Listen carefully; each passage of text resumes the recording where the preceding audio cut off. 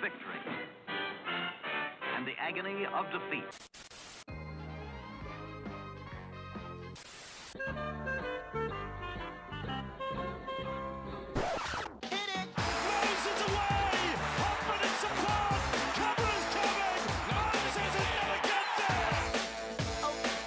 Madison, great ball around the corner, Petticini, he beats them all! Junior Polar out wide, knocked away from Trindle, Sharks coming through, none of them can hold him! Alrighty, bring everyone in, make sure Craig comes in here too. There we go, mate. Oh, put you back on full screen. G'day, ladies and gentlemen, and welcome to, well, we'll call it an impromptu. Oh, I haven't got you up on screen here, Craig, what have I done?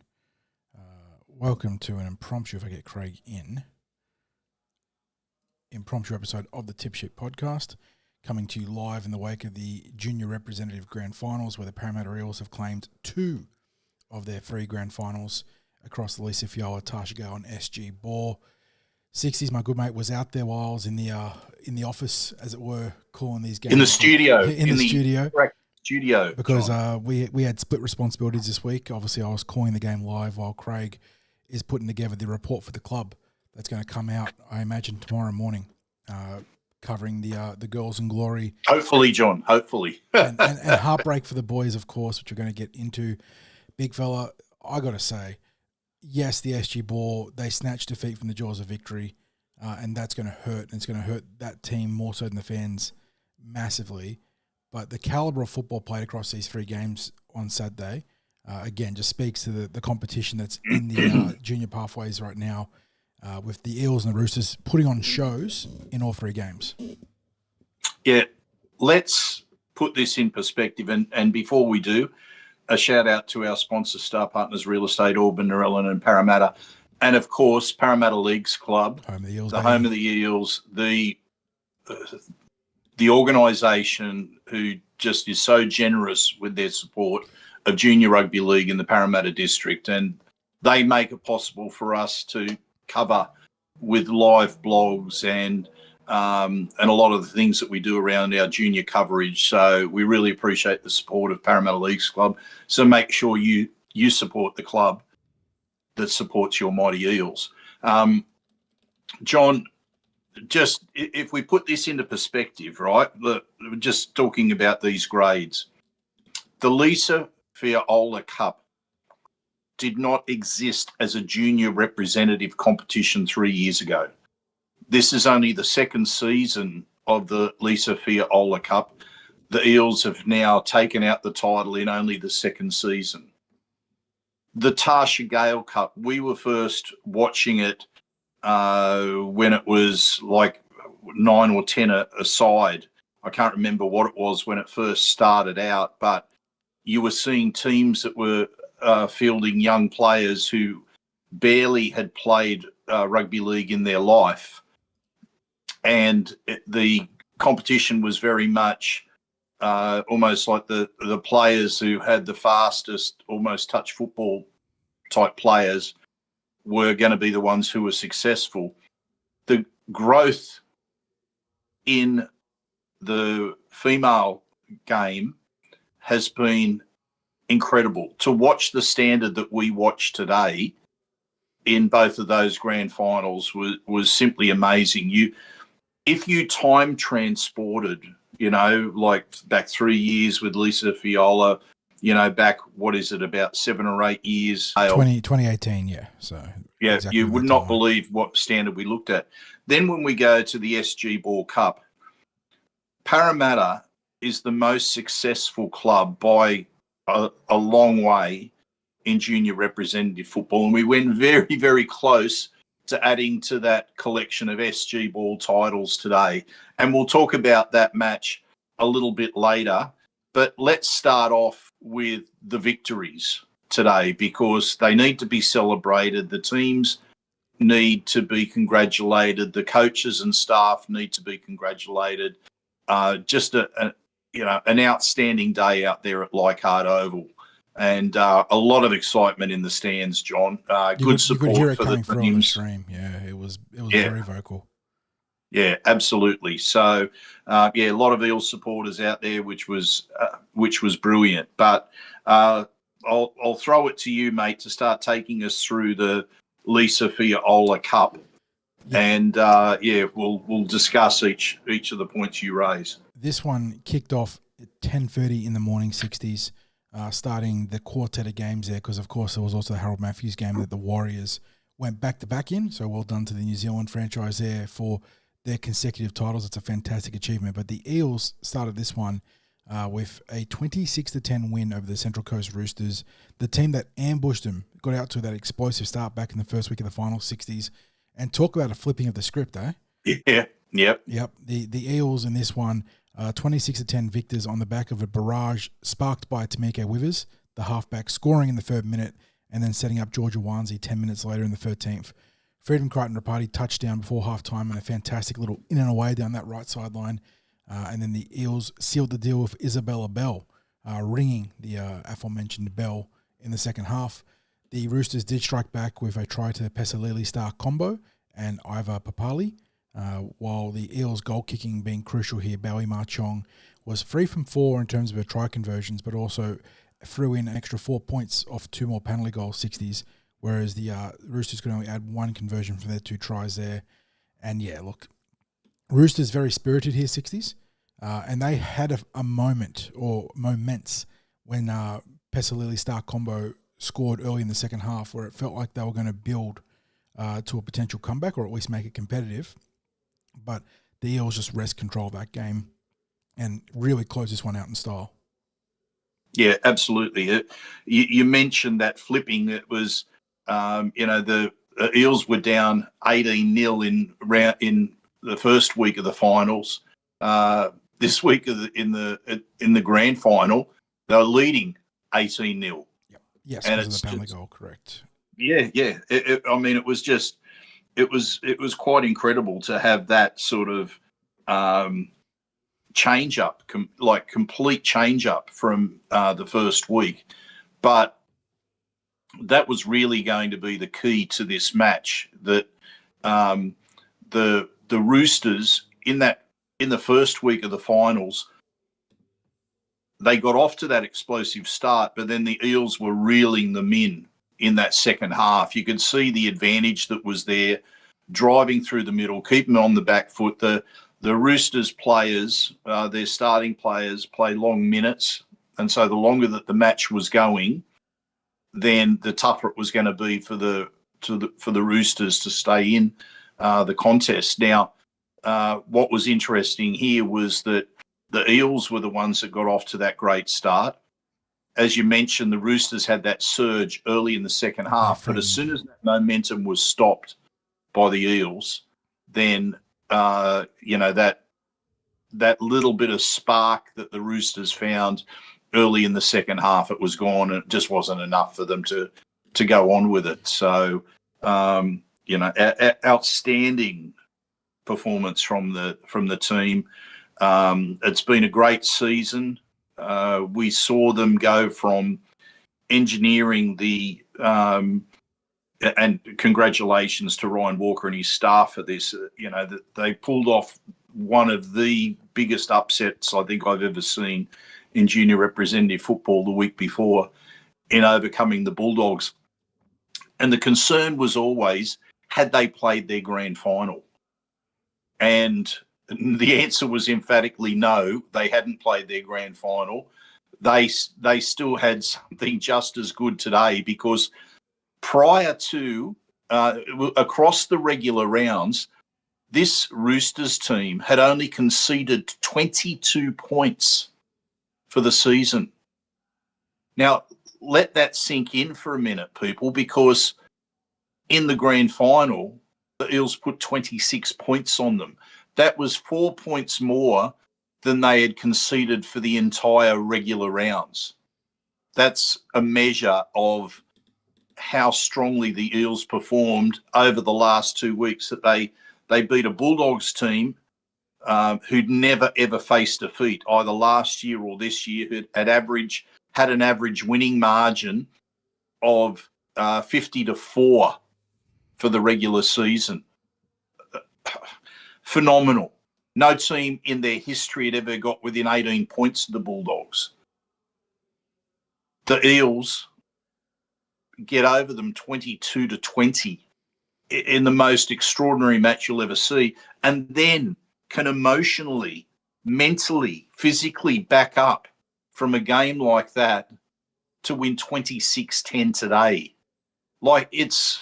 And we spoke to people that listen to our podcast, obviously would have heard Steve speak in this case, but when we spoke to Steve Georgialis, he was quite confident in that Ryan Walker had regrounded the girls, recentered them, and had them recharged for this game. And there's that element of doubt in the back of your head even when you hear someone as seasoned as Steve talk about that, because of the enormity of that achievement against the Bulldogs 60s.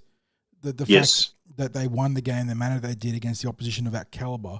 I said to you, like, the fact that Walker managed to recharge their batteries and stop them from being emotionally bankrupted in that game, what a coaching job, seriously. And Ryan Walker's been part of the Parramatta setup for quite a while now, hasn't he, 60s? He's done Tarsha, Gale, he's done Lisa Fiaola, obviously now more recently, and he has been a great coach, and he's grown year on year, and this is a deserved reward for him and his staff for all the hard work he's done, for all the guidance, and it's not just coaching, it's about being a mentor too, obviously, and empowering his young players to be the best versions of themselves. And that's why they won today, mate, because they were the best versions of themselves. Absolutely. The way that he's brought them through this season, and the thing that has never wavered for him has been his belief in his players.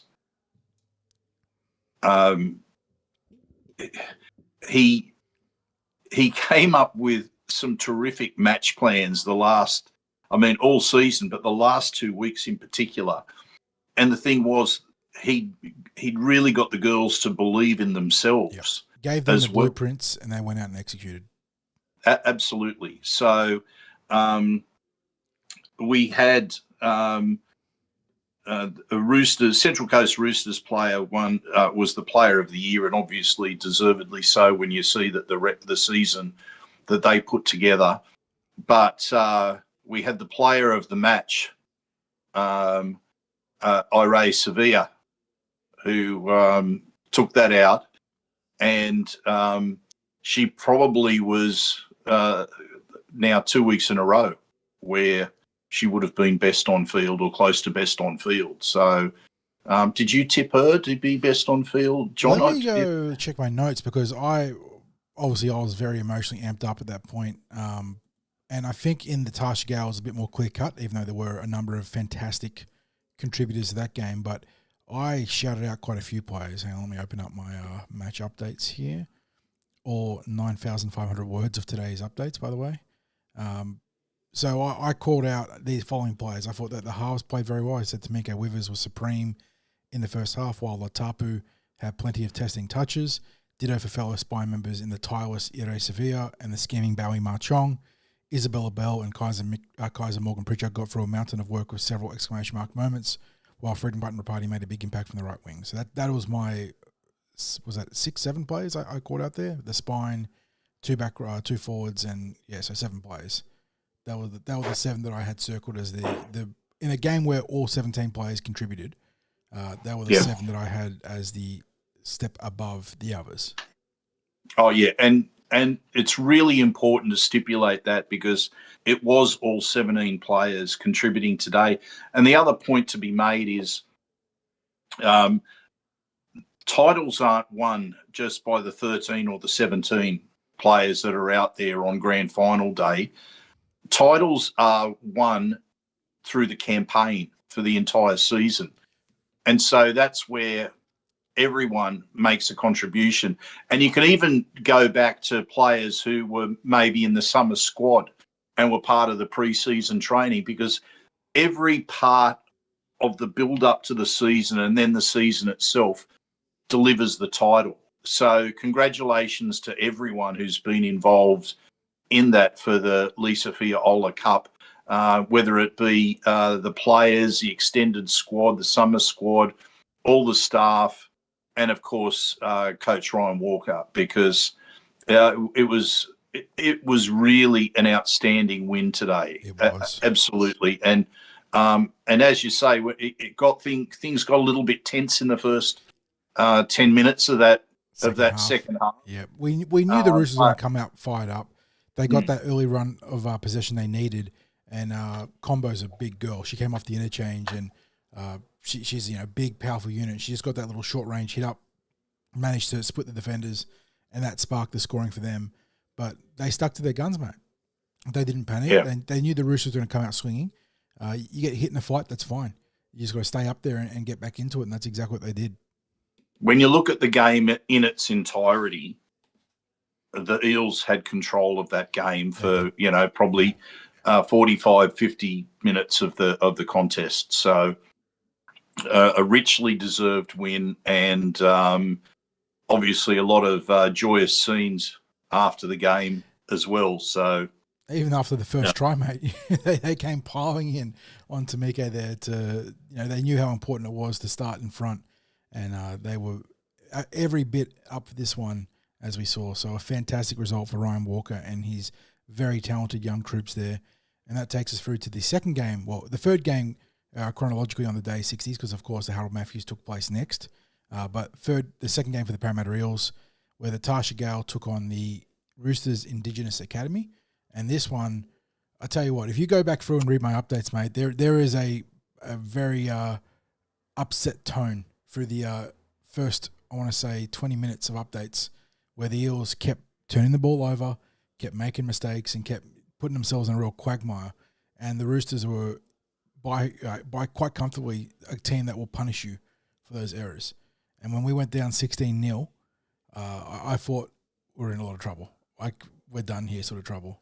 But the girls rallied, and they rallied, and they rallied, and they came back out of this one scoring 28 unanswered points, mate, to win an incredible comeback victory, 28-16.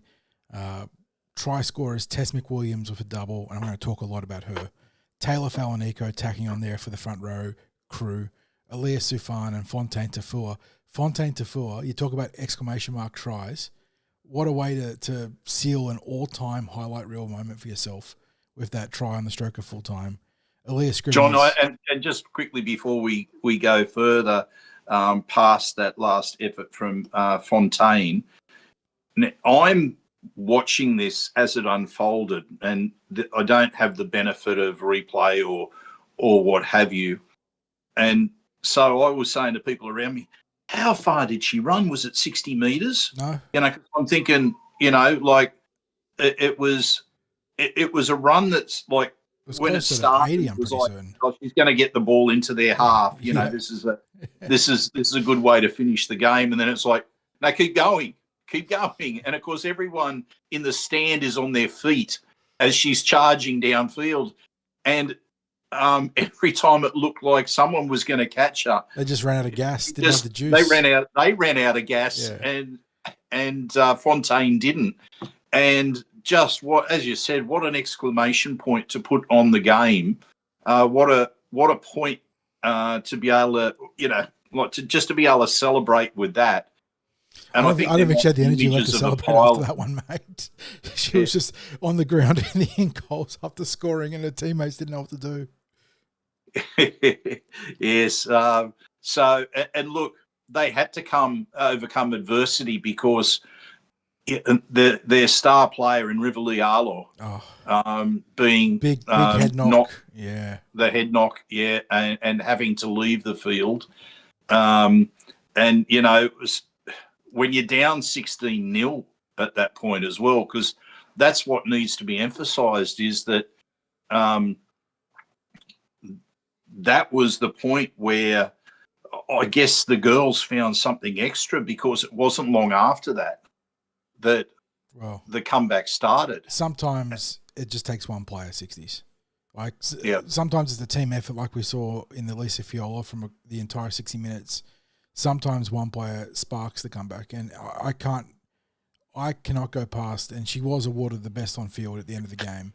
But what Tess McWilliams did in the back end of that first half, and for the entire game in general, but the runs in the end of that first half, she dragged the Eels kicking and screaming back into that contest and brought the gap back to 16-12 at the halftime break, and that completely flipped the outlook on this game. The Roosters were rattled, the Eels were surging, and from there it was just one-way traffic. John, correct me if I'm wrong, however, but I have it in my head, and when I'm watching 3 games, well, 4 games actually, because obviously I watched the Harold Matts. Yeah, in participation of the Harold Matts, yep. Right. I have it in my head that the try from Test, that very first try, was preceded by a really good defensive set that the Eels managed. Now, yes, it was. It was. Yes, you're correct. I'm just checking my notes here. Good defense though from the Eels, and they are rewarded with a shonky kick from the Roosters. But the Eels claim inside the opposition half. Falanico rumbles through the ruck before Avate earns a penalty. Tap and go from Ava Jones, and she uses McWilliams, and the powerful prop forward has done it again. That's right. Yes, as in returns last week. Showcases her ability to beat defenders with power through contact, as she beats 3 or 4 defenders on the first tackle and scores next to the post. We have life in this one yet. Yep. So it was, she carried them across that line for that try. And as you said, that was the real spark. But I just had the sense that the team, as a team, had made that decision that line in the sand, had been drawn with, first of all, the Roosters getting off to that lead, that 16-point lead, but then losing River Lee. And it was almost like they've gone, no, that's it. No more. It's time for us to lift, because prior to that, I thought the girls' defence line had been too passive. And the Roosters were making the meters, and we weren't able to stop those tries because we just weren't getting off the line like the girls had been recently. And then that particular defensive set prior to Tess McWilliams scoring, you saw good line speed. You also saw aggression in the contact. Like, really, there were some big hits that were happening there, and I thought they've really lifted their physicality right now. Like, it was, to me, it was tangible, that lift in physicality. So. Yep. But then, as you said, like, Tess McWilliams has been on an incredible build through this season. So, she warmed into the season, but then this back end of the season, she's been phenomenal, absolutely phenomenal. And then it was like the second try then before the break, to be able to go in at only 16-12 down was really important, and she provided it once more, John. Yeah, the second try somehow more impressive than the first, mate. We secured possession when Aaliyah Scrivens dived on a loose pass, and then got clocked in the head high on the ground, I think, was the way the play broke out there. We get back under play, working into not their red zone, because she scored from about 25 metres out, and McWilliams literally put the Roosters team on her back. There were 3 or 4 defenders trying to drag her down short of a line, and she just dragged them over and got it down. And the way I described it was McWilliams dragged Roosters to the line, and she's now dragging the Eels back into this. Just a phenomenal effort. That 1-2 punch from McWilliams completely usurped momentum in that game from the Roosters. And that was it for him. That was honestly it for him, 60s. And the halftime break only prolonged their eventual defeat, because the Eels, they just came out of the second half and blew them off the park. We had by the way, wouldn't you like to see the stats, the post contact meters from Tess today, and from a few of her compatriots too, because she was deputised brilliantly by Taylor Falanico and Fontaine. The forwards in this game, look, the backs took their chances. They were opportunistic, which is exactly what you need in this kind of contest. But the forwards, when Riverlea Arlo goes down, your captain and arguably your most talented player in the team, that is a gaping hole in your lineup. And the fact that so many players in the middle, and I guess Fontaine too, who did a lot of work from the middle, but as an edge forward. An incredible effort. And look, I'm glad you mentioned this. Talked about the efforts of everyone, because when we spoke before in the preview in the last couple of weeks about this team finding their identity, and it was like at the start of this game, they weren't themselves. Yep. It wasn't like looking at the team that we've looked at for the previous 6 weeks, and then that moment with that good defensive set, the try from Tess, and it was like, here we go. This is the Parramatta that that we've come to appreciate over the latter part of the season, and you had all the components of the team doing what we've been used to seeing from them. The forwards physically winning that battle through the middle, the backs playing off the back of that, key plays that would happen from the backs as well. It's just, like it's a really well-balanced team in that regard, John. And they've had great value as well from the interchange this year. Yeah, and in that regard, I thought that Rory Muir and Amani Leavate had a lot of work done in this one. I credited the two dummy halves as some of the best in the field behind those forwards I mentioned earlier.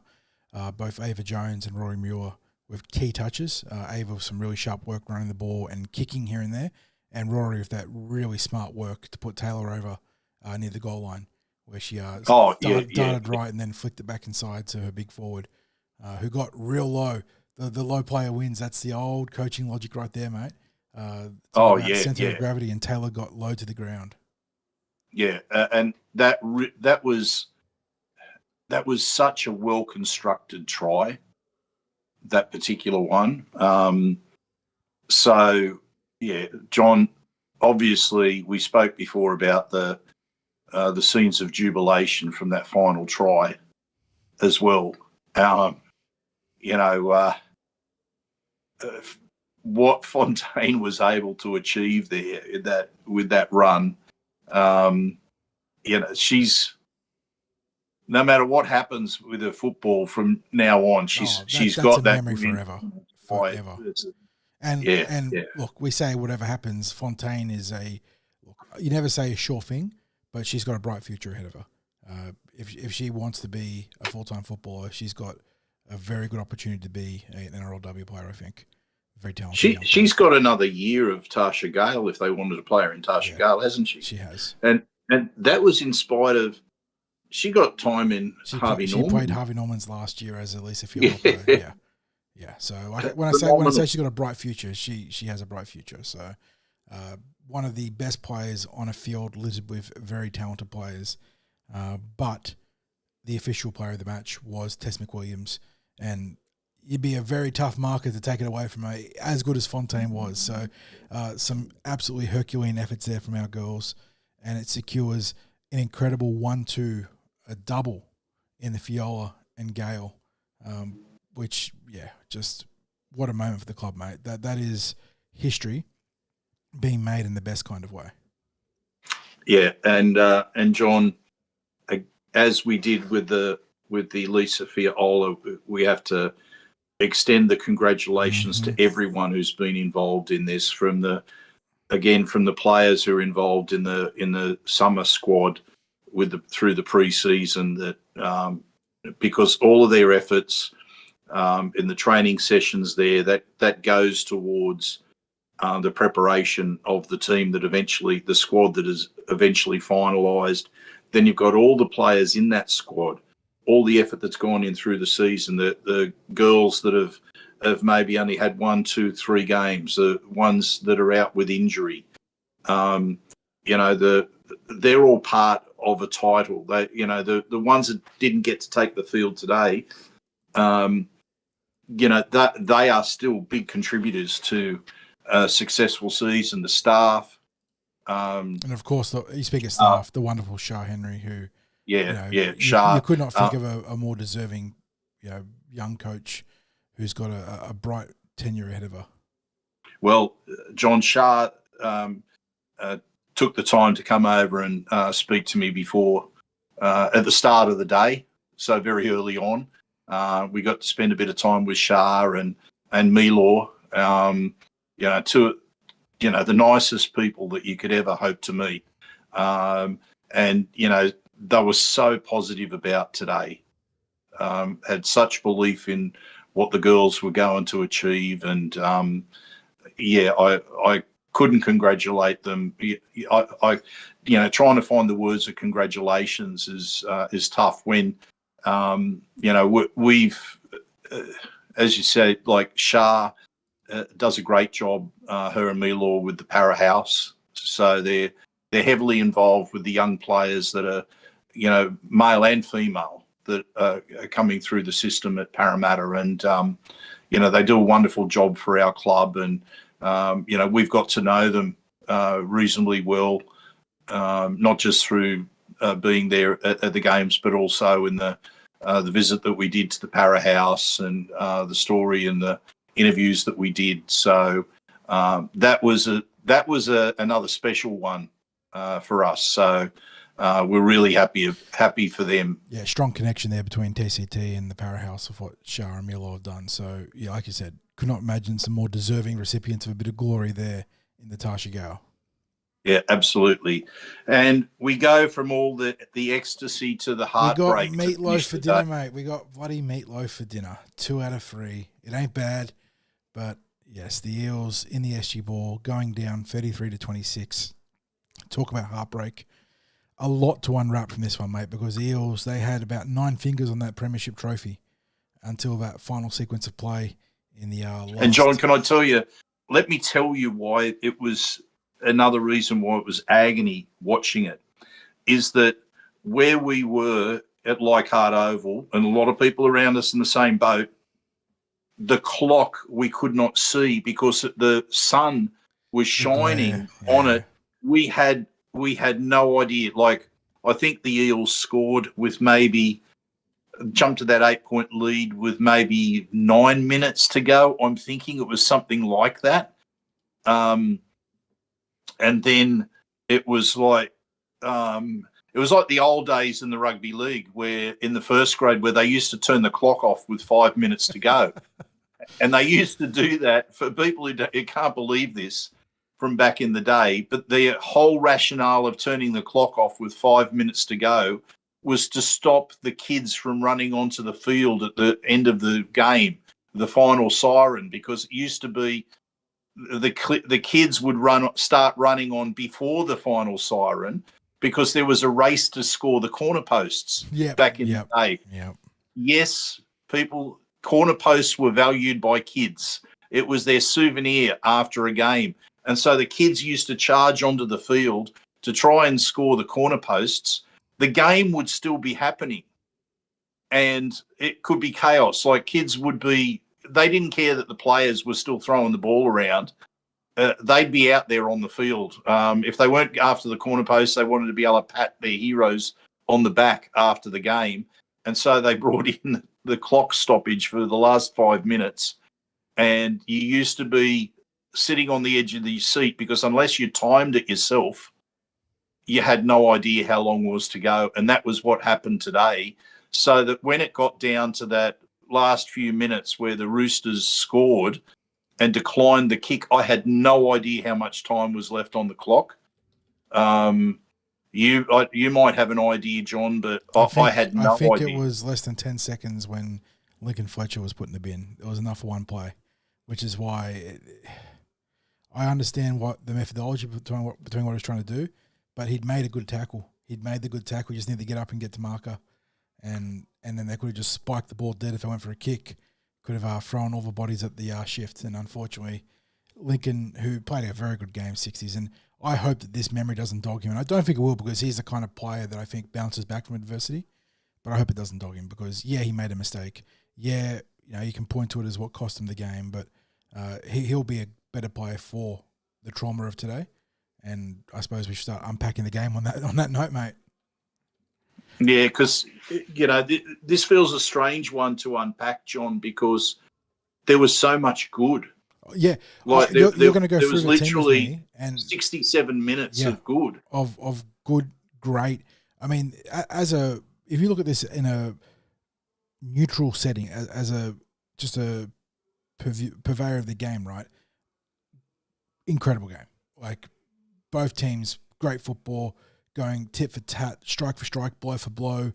There was half a dozen twists in the story. So much quality football, very little foul play, dirty football. There was some injuries here and there that slowed down the game a bit, but ball was in play for a long time in between those stoppages. Two very talented teams are going to, I think, yield a lot of first graders.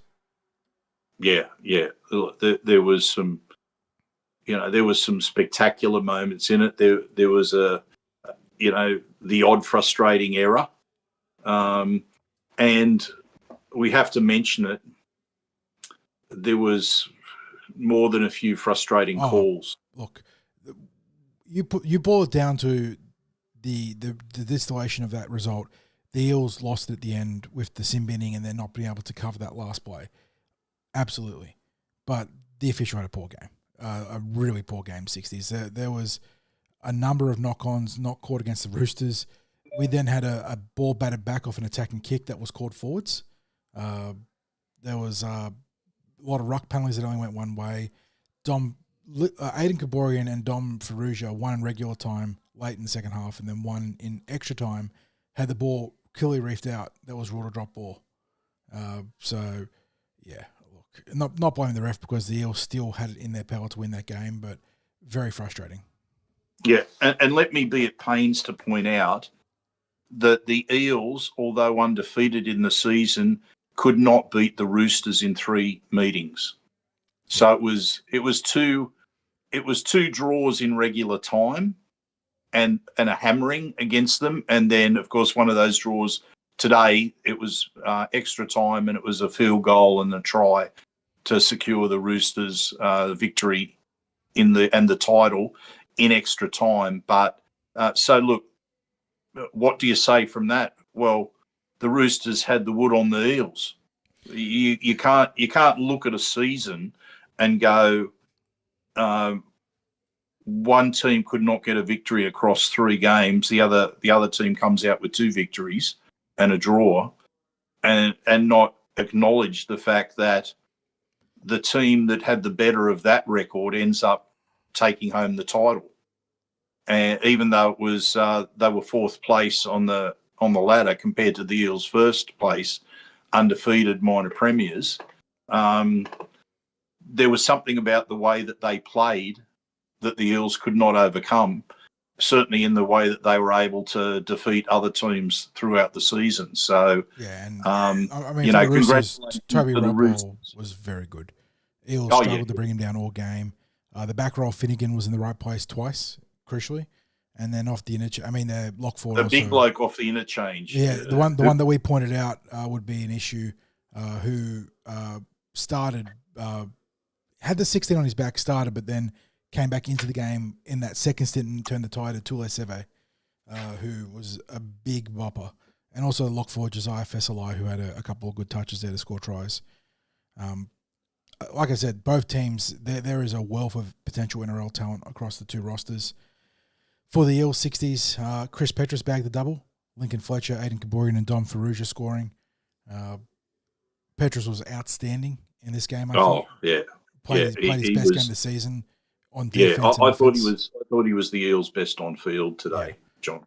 Cameron Bambutt at fullback I thought was excellent. Some huge probably the best game I've seen from Cameron as well. He set up Aiden in the corner as well. Stopped a try. That was a gut punch. Brings down Kalis's boy, Eddie Kalis, with a brilliant ball and all tackle in the goals. And then the bloody Roosters score for kick next play. When I mentioned that Finnegan was in the right place at the right time, that was one of the 2 times.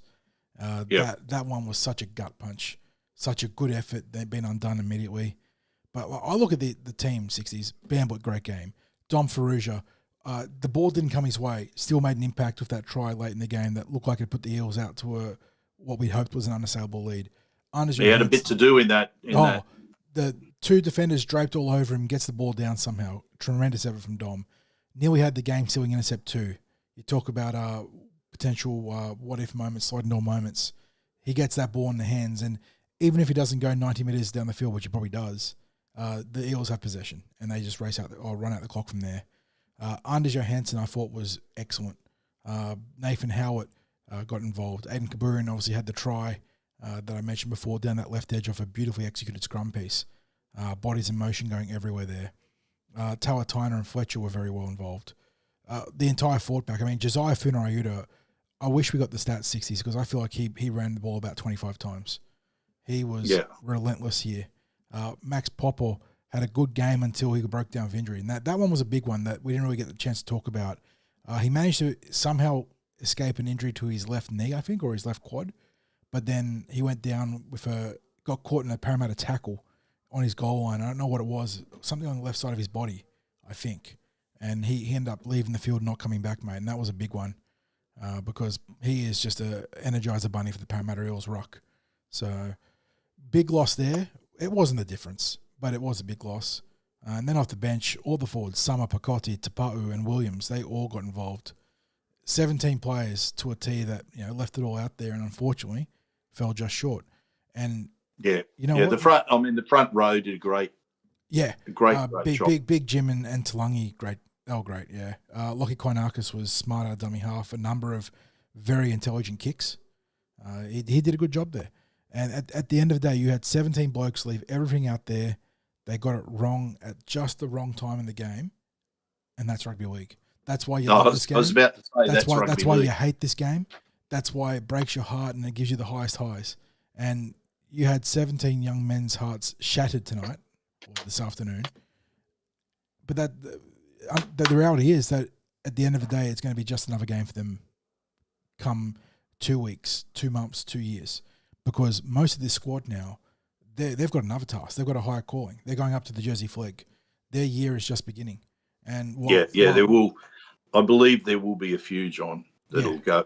Quite a few that will go up. And even the ones that don't play directly in the flag will be involved in the periphery, training, integrating, orienteering into the higher program here. So, it's a gut punch. It's a kick in the nuts. It's a absolute terrible way to finish what was an incredible day for the Eels. But I tell you what, mate, when that numbness sort of eventually gave way at the end of that game, I don't know about you, but for myself, I picked myself up and I'm like, I tell you what, I'm excited about the future. 17 men just there, young men, gave it their all, played a hell of a game. And while they lost it, and they're going to regret how they lost it, they go on to bigger and better things. And I am incredibly proud of the season they had under Mitch Lewis, how they picked themselves up from a sluggish start to the finals and got into the grand final in the fashion they did against South Sydney, and how they played this game. And they're going to be bitter about some of those the things that went the wrong way there, but they've got more to do. New South Wales 19s is going to be dominated by these two teams. The Jersey Flag's calling, and there's a couple of players there that might even go beyond flag this year. Who knows? It's very very exciting. Yes, Well, we had a couple of boys that did the NRL pre-season up to Christmas, so that's Josiah and Dom were involved in that. Look, you have to feel for the players. You can only imagine how they feel. Like I was devastated with the end of that when it got. I have to admit, I couldn't watch from the stands anymore when it got to half time of the extra time. I went and watched from the end of the field. I actually wanted, I was sort of looking to be on my own at that stage. It was just, that's how I was feeling. So you can imagine what it's like for the players who are out there who can almost feel their hands on the trophy. 9 fingers, mate. 9 fingers. As you say, 9 fingers. And then, they're having to stand there and watch the presentation ceremony and watch their opponents celebrate. And then, they're going to be in their sheds and they're going to hear the Roosters singing their team song. And, it's just, it is a gut punch for them. There's no denying it. I mean, that's the thing. about grand finals, isn't it? I mean, you see it in the NRL with, grown men crying after that because And there is no so shame, much mate. effort There is goes no into a shame. season. Exactly.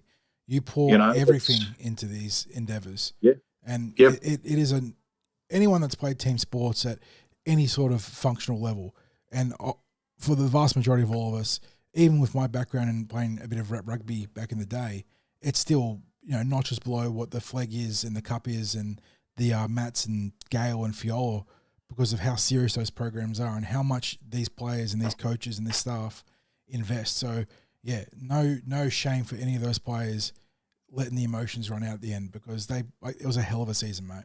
And John, we've had a shout out to the players and the coaches for all the teams. So we even though they didn't take home the title again, as far as what had been a brilliant season, just not quite there at the end, but nonetheless a really successful season. Hugely successful.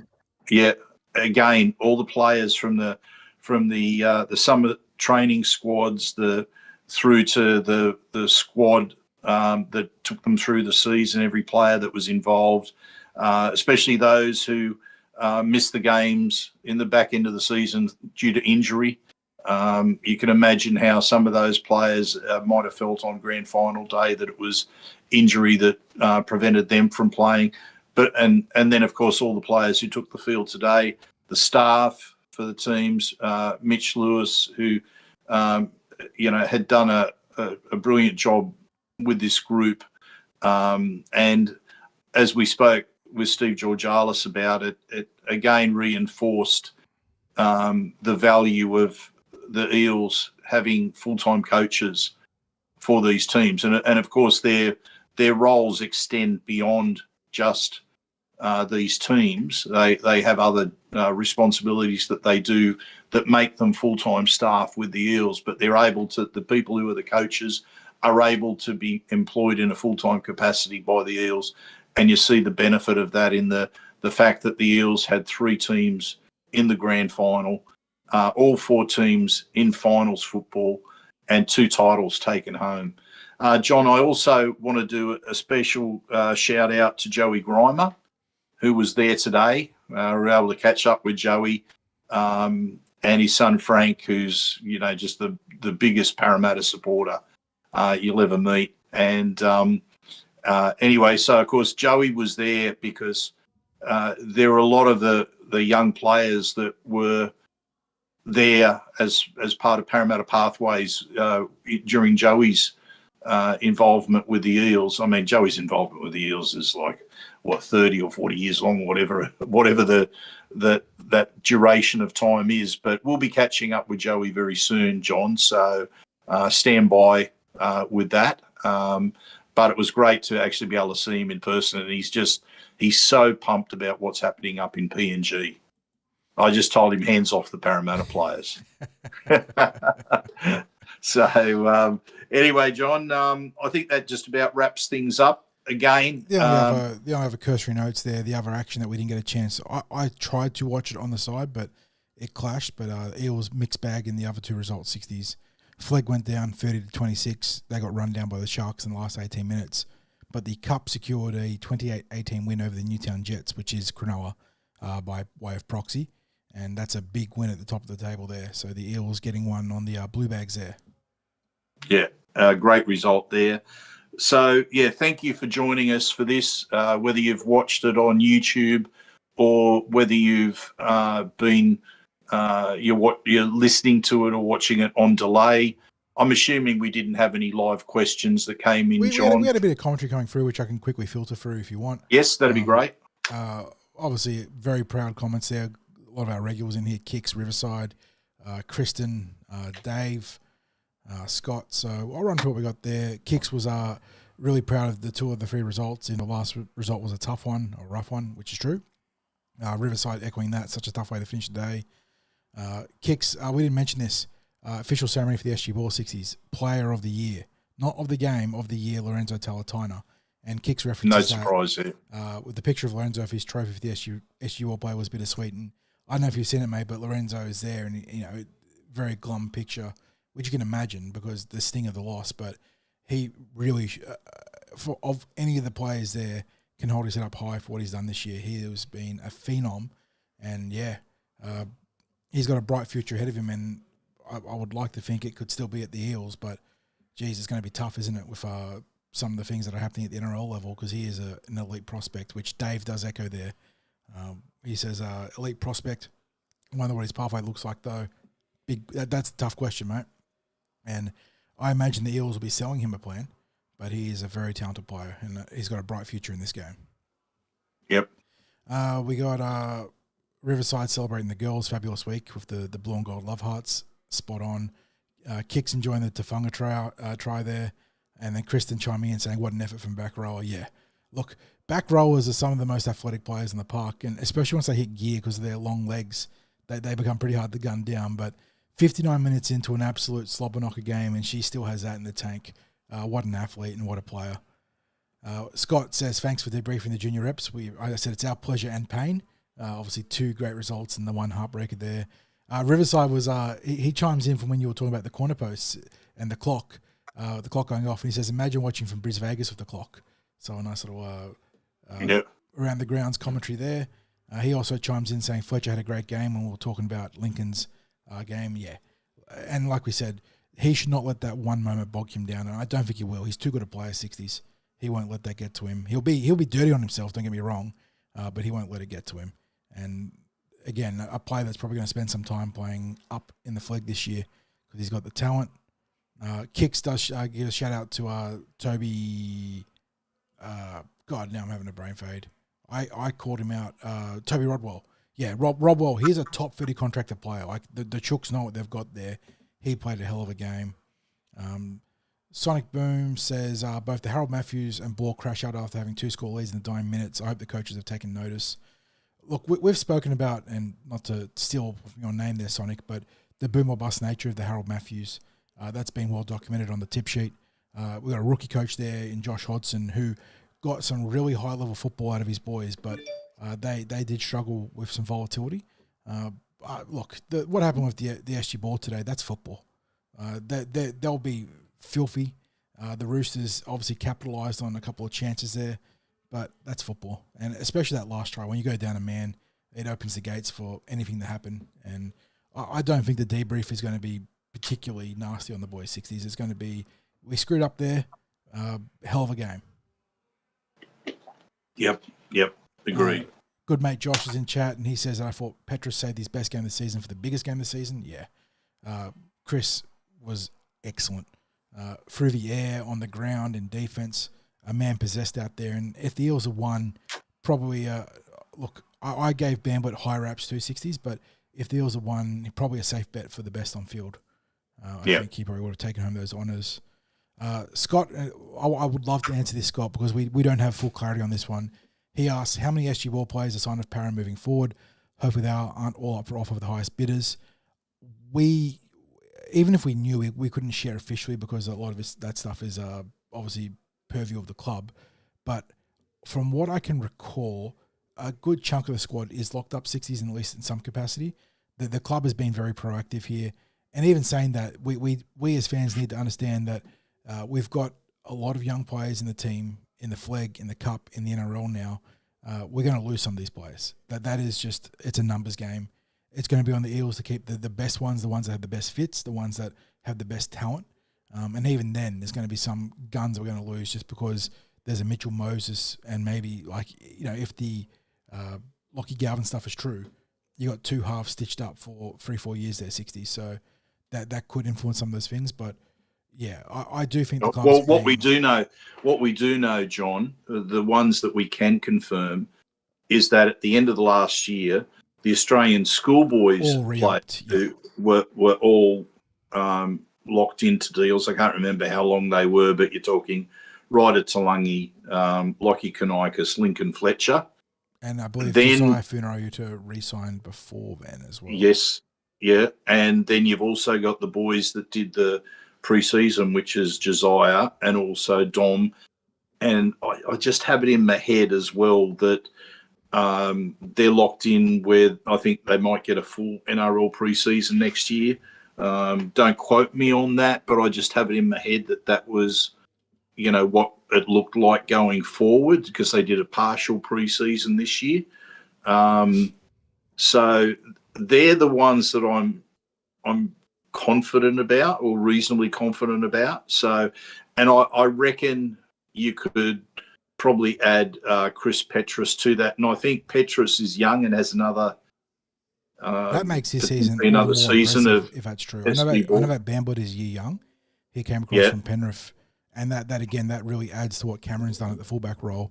And as is Ryder Talangi, he's a year young. That was his first year. Lincoln Fletcher is a year young. Anders Johansson. Yes. The big centre down the left. So, this is a team that achieved so much with a young squad, 60s. So, really, really a lot of reasons there to be. I'm trying to find some stats in the meantime, but a lot of reasons to be bullish on this squad and their prospects long term. So and so part of the other thing too is when it comes to who goes up to Jersey Flegg as well, depends how many of them. It depends on whether individually there's some of those that are still at school, and so they've got the schoolboy football season that they're finishing off. So they might not be free of elevated exactly, because the club does take the schoolboy connections very seriously. There is a symbiotic relationship there between not just the Eels, but all NRL clubs and their schoolboy counterparts. So and they tend not to load them then as well. They will let them play their schoolboy commitments out, because a lot of them have a very good chance of being selected for higher honours down that path as well. So, in that vein, I can see in chat a couple of guys very keen to see how they progress into Flegg and Cup, and I agree. This is such an exciting chapter for the club. The way the Cup and the Flegg are motoring right now, with the talent that's going to then augment them, and not just this year but beyond. And then Riverside, for a good last question. When was the last time we won against the Jets? And that's what was getting me distracted. You have to go back to 2021 60s for the last time we beat the Jets in the Cup, where we squeaked through a 22-20 win in round 3, and in reply, that was a COVID-impacted season. So we managed. That was when we were off to a flyer that year, 60s. We were top of the table, and then the competition got pulled out, which, again, right call, but very frustrating. And for people who are listening to this as well, because we've just been talking about the boys that will be elevated, whether they'll be elevated to Flegg or not, and their future contracts. We should also mention with the girls that in the conversation with Steve Georgalis in our preview podcast, he mentioned that Tess McWilliams and Riverlea Arlaw would have development deals with the NRLW team moving forward. We don't know, however, how many of the Tarsha Gale girls will get elevated to the Harvey Norman competition. So that might be one that'll be interesting to monitor, given that last year's Harvey Norman team was so young anyway. So, I guess just watch this space. So, John, mate, great job with the blogging today. I'm feeling the effects at the moment because it's been a long day. Got up early to get some socials out on TPT. Did you score your park somewhere close to Leichhardt? This is the thing.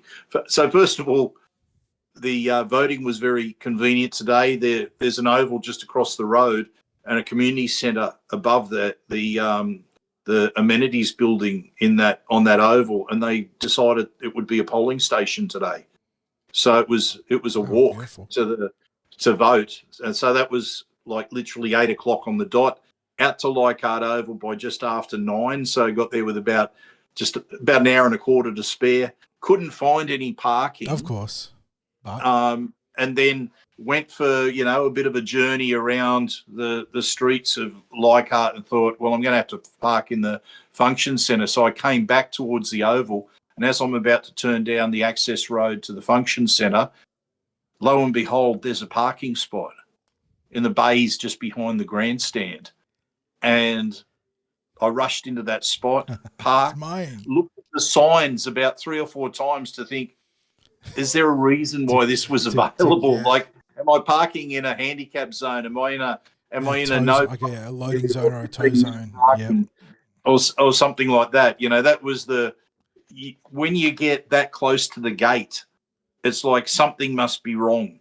It's got to be wrong. So it was a reasonably good day from that regard, John. I thought maybe it was a portent to what was going to follow. It mostly and was. For the most part, it was. Yeah. So on short notice, 60s, an election question for you, and not one that's going to hopefully draw any controversy from chat, because it's not about political allegiances, but more of a sort of trivia question. Have you ever voted below the line in the Senate?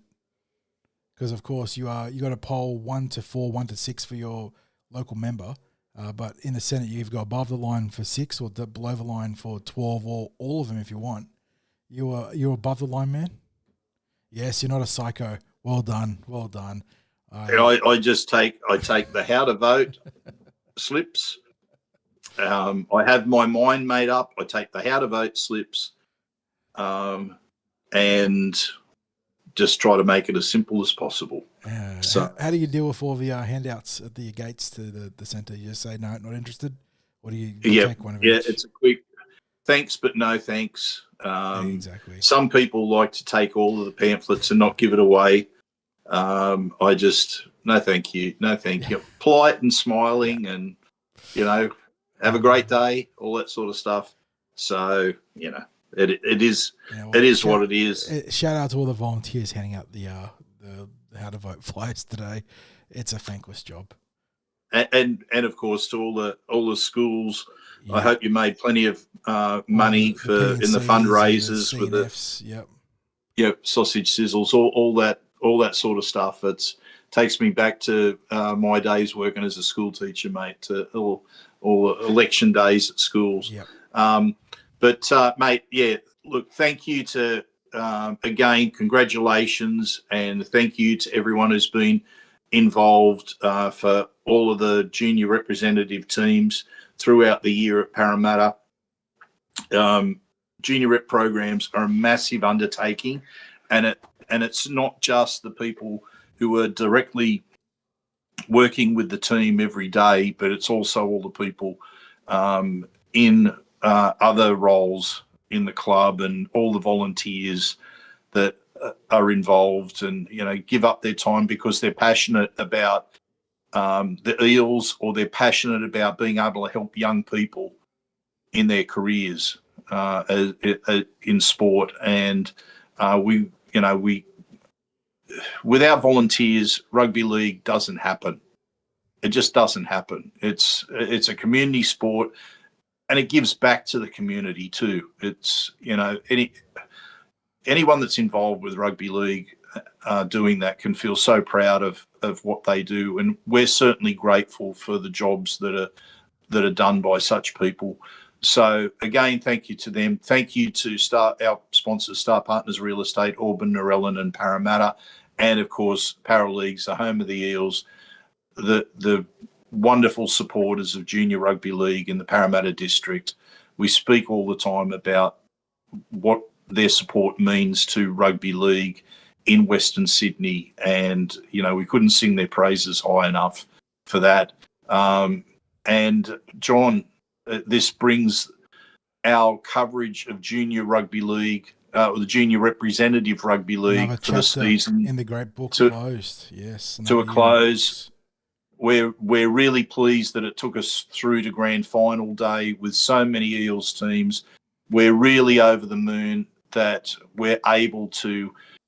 We've been able to describe. We've been able to watch 2 titles being brought home to Paradise, and all I can say at this point is, go you mighty Eels. Well said, mate. And on that note, we'll see you guys in the news podcast next week, and plenty of football to be played for the Parramatta Eels this year, mate. All 3 male pathways. Senior grades, obviously still in the hunt, and then the NRLW coming online later. So exciting times, ladies and gents. Thank you for stopping by. We'll catch you in the next episode.